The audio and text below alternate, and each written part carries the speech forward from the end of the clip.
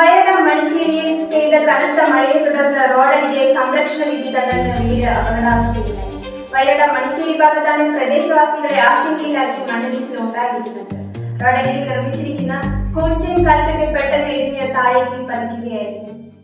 ശക്തമായ മഴയുടെ ആഘാതത്തിൽ കണ്ണന്നൂർ കിഴക്കയിൽ ഗണേശന്റെ വീടിന്റെ സംരക്ഷണ ഭിത്തി ഇടിഞ്ഞു വീണു. കെട്ടിടത്തിന്റെ അടിത്തറയ്ക്ക് തൊട്ടടുത്തുവരെ മണ്ണ് നീങ്ങിയതോടെ ഏതു നിമിഷവും വീടിന്റെ ഭാഗങ്ങൾ താഴേക്ക് പതിക്കാവുന്ന അവസ്ഥയിലാണ്. പ്രദേശത്ത് അപകട സാധ്യത നിലനിൽക്കുന്നതിനാൽ മുൻകരുതലെന്ന നിലയിൽ വീട്ടുകാരെ ഉടൻ തന്നെ സുരക്ഷിതമായ സ്ഥാനത്തേക്ക് മാറ്റിപ്പാർപ്പിച്ചു.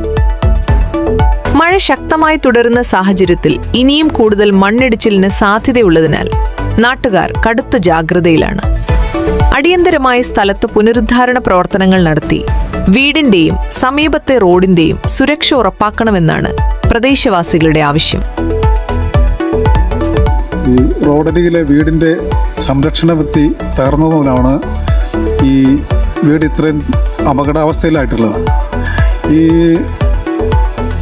സംരക്ഷണ ഭിത്തി പുനർനിർമ്മിക്കുന്നതിന് വേണ്ടിയിട്ട് അധികാരികളുടെ ഭാഗത്തു നിന്ന് എത്രയും പെട്ടെന്ന് നടപടികൾ ഉണ്ടാവേണ്ടതാണ്.